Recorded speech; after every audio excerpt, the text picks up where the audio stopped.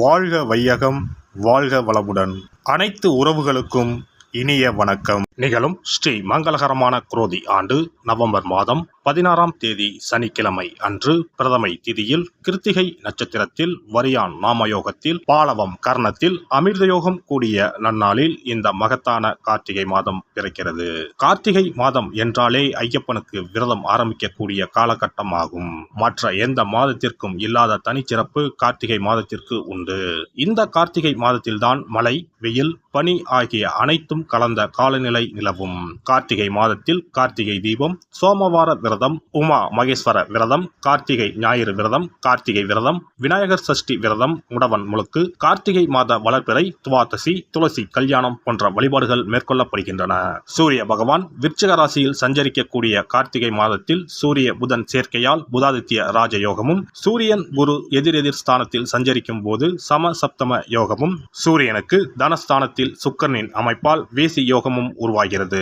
இந்த கிரக அமைப்பினால் உங்கள் ராசிக்கு இம்மாதம் ஏற்படும் சுபம் மற்றும் அசுப பலன்கள் என்ன என்பதனையும், அசுப பலன் ஏற்படுமாயின் ராசிக்காரர்கள் செய்ய வேண்டிய பரிகாரம் என்ன, வழிபட வேண்டிய தெய்வம் யார் என்பதனை பற்றியும் விரிவாக காண்போம். பிறக்கப் போகும் இம்மாதத்தில் உங்கள் வாழ்வில் வளமும் நலமும் செல்வ செழிப்பும் பெற்று வாழ்வில் உயரிய நிலையை அடைய எல்லாம் வல்ல எம்பெருமானை வேண்டி விரும்பி கேட்டுக்கொள்கிறேன். மகர ராசி அன்பர்களே, இந்த மாதம் மனதில் புதிய உற்சாகம் உண்டாகும். முயற்சிகளில் சாதகமான பலன் கிடைக்கும். பணவரத்து எதிர்பார்த்தபடி வரும். உடல் ஆரோக்கியத்தில் மட்டும் கவனம் தேவை. செவ்வாய் பகவான் சஞ்சாரத்தால் கெட்ட கனவுகள் தோன்றலாம். நட்பாக இருந்தவர்கள் கூட பிரிந்து செல்லலாம். தொழில் வியாபாரம் வழக்கம் போல் நடக்கும். எதிர்பார்த்த பணம் வந்து சேரும். கடன் பிரச்சனைகள் கட்டுக்குள் இருக்கும். உத்தியோகத்தில் இருப்பவர்கள் வீண் அலைச்சலை சந்திக்க வேண்டி இருக்கும். மேல் அதிகாரிகளை அனுசரித்து செல்வது நல்லது. குடும்பத்தில் இருப்பவர்களையும் அனுசரித்து செல்வது நன்மையை தரும். கணவன் மனைவிக்கு இடையே மனம் விட்டு பேசுவது நன்மை தரும். பிள்ளைகளுக்காக சில பணிகளை கவனிக்க வேண்டியிருக்கும். அவர்களை அன்புடன் நடத்துவது நல்லது. பெண்களை பொறுத்தவரை இந்த மாதம் நீங்கள் எடுக்கும் முயற்சிகளில் சாதகமான பலன் கிடைக்கும். உடல் ஆரோக்கியத்தில் கவனம் தேவை. பணவரத்து திருப்தி தரும். கலைத்துறையினருக்கு புதிய முயற்சிகளை தள்ளி போடுவது நல்லது. வீண் அலைச்சலும் காரிய தாமதமும் ஏற்படலாம், கவனம் தேவை. அரசியல் துறையினர் பல தடைகளை தாண்டி செயல்பட வேண்டியிருக்கும். எதிர்பார்த்த லாபம் வந்து சேரும். செயல் திறமை வெளிப்படும். சுதந்திரமாக செயல்படும் வாய்ப்புகள் கிடைக்கும். வரவேண்டிய பணம் வந்து சேரும். மாணவர்களுக்கு கல்வி தொடர்பான விஷயங்களில் எதிர்பார்த்த பலன் கிடைக்கும். மனதில் இருந்த கவலை நீங்கும். நட்சத்திர பலன்கள் உத்திராடம் 2, 3, 4ஆம் பாதங்கள். இந்த மாதம் எதிலும் கூடுதல் கவனத்துடன் இருப்பது நல்லது. வீண் அலைச்சல் காரிய தாமதம் உண்டாகலாம். குடும்பத்தில் அமைதி நிலவும். லாப நஷ்டங்களை அறிந்து அதற்கேற்றவாறு செயல்படுங்கள். மனக்குழப்பம் நீங்கி தெளிவான முடிவுகளை எடுப்பீர்கள். திருவோணம் நட்சத்திரம். இந்த மாதம் ஆக்கப்பூர்வமான யோசனைகளால் காரிய வெற்றி உண்டாகும்.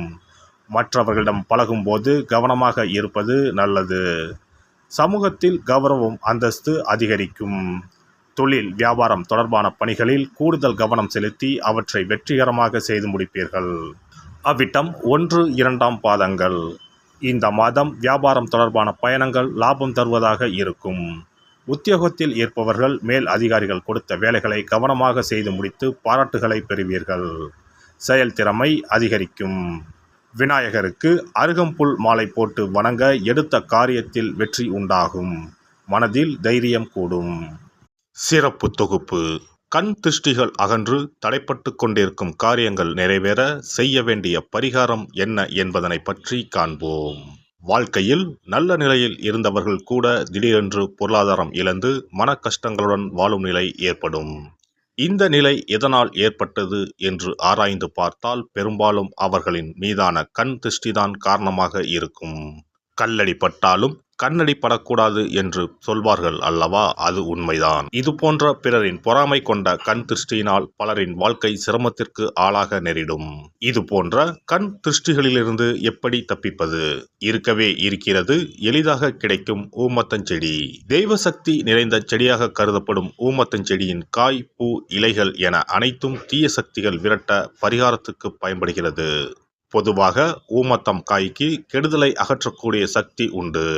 நம் வீட்டில் உள்ள எதிர்மறை சக்தியை அகற்றுவதற்கு ஊமத்தங்காய் தீபம் சிறந்த பரிகாரமாகிறது. தெய்வீக மகத்துவம் நிறைந்த ஊமத்தங்காய் மற்றும் பூவையும் எடுத்துக்கொள்ளுங்கள். வீட்டுக்கு அருகில் இல்லை என்றால் நாட்டு மருந்து கடைகளில் கிடைக்கும். இந்த 2 பொருட்களையும் மஞ்சள் தண்ணீரை கொண்டு நன்றாக கழுவி விடுங்கள். சிறிது நேரம் அவற்றிலுள்ள ஈரம் போக ஆறவிட்டு பிறகு அவற்றை ஒரு மஞ்சள் துணியில் குலதெய்வத்தை வேண்டி ₹1 நாணயத்தோடு சேர்த்து முடிந்து வீட்டின் நிலைப்படியில் கட்டி தொங்க விடுங்கள். இந்த முடிச்சை வெள்ளிக்கிழமை அல்லது ஞாயிற்றுக்கிழமைகளில் தயார் செய்து வாசல் படியில் கட்டுவது சிறப்பு. தினமும் வீட்டில் தீபம் ஏற்றி காண்பிக்கும் போது இந்த முடிச்சுக்கும் காண்பிக்கவும்.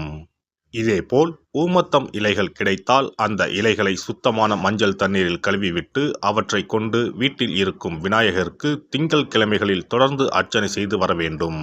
ஊமத்தம் பூவையும் விநாயகருக்கு சூட்டலாம். 3 வாரங்கள் தொடர்ந்து திங்கள் கிழமைகளில் விநாயகருக்கு ஊமத்தை இலையால் அர்ச்சனை செய்து ஊமத்தம் பூவை சூட்டி வழிபட்டால் வீட்டில் உள்ள கெட்ட சக்தி நடமாட்டம் மற்றும் கண் திருஷ்டிகள் தீரும். ஊமத்தம் செடியும் சிவபெருமானுக்கு உகந்த இலை ஆகும். இந்த ஊமத்தங்காய் வைத்து சிவபெருமானுக்கு தீபம் ஏற்றி வழிபடுவதன் மூலம் நமது பிரச்சனைகளில் இருந்து எளிதாக விடுபட முடியும். முதலில் 2 ஊமத்தங்காய்களை எடுத்துக்கொள்ள வேண்டும். அவற்றின் மீது முட்கள் இருப்பதால் மிகவும் கவனமாக கையாள வேண்டும். ஊமத்தங்காயின் காம்பு பகுதிகளை வெட்டி கொண்டு கத்தியை பயன்படுத்தி ஊமத்தங்காயின் உள்ளே இருக்கும் விதை பகுதியை முழுவதுமாக நீக்கிவிட வேண்டும். பின்னர் 2 அகல் விளக்குகள் மற்றும் விளக்கு வைப்பதற்கான 2 தட்டுகளை எடுத்து சுத்தம் செய்து அவற்றிற்கு மஞ்சள் குங்குமம் போட்டு வைத்துக் கொள்ள வேண்டும். பின்னர் 2 தட்டின் மீதும் ஒவ்வொரு அகல் விளக்கை வைத்துக் கொள்ள வேண்டும். அதன் பிறகு எப்போதும் பூஜை செய்வதற்கு வைப்பது போன்ற வெத்தலைப்பாக்கு, பழம் போன்றவற்றை வைத்துவிட்டு 2 விளக்குகளையும் ஏற்றி சிவபெருமானை மனதார வேண்டிக் கொள்ள வேண்டும். எனக்கு இருக்கும் பிரச்சனைகள் அனைத்தும் தீர்ந்து இன்பமான வாழ்க்கை கிடைக்க வேண்டும் என வேண்டிக் கொள்ள வேண்டும். இந்த பூஜையை வெள்ளிக்கிழமை அன்று தொடங்கினால் தொடர்ந்து 9 வெள்ளிக்கிழமைகள் செய்ய வேண்டும். ஊமத்தங்காயின் மீது எவ்வாறு முட்கள் இருக்கிறதோ அதுபோல நமது வாழ்க்கையில் இருக்கும் முட்கள் போன்ற பிரச்சனைகளை அவை தீர்த்து வைக்கின்றன.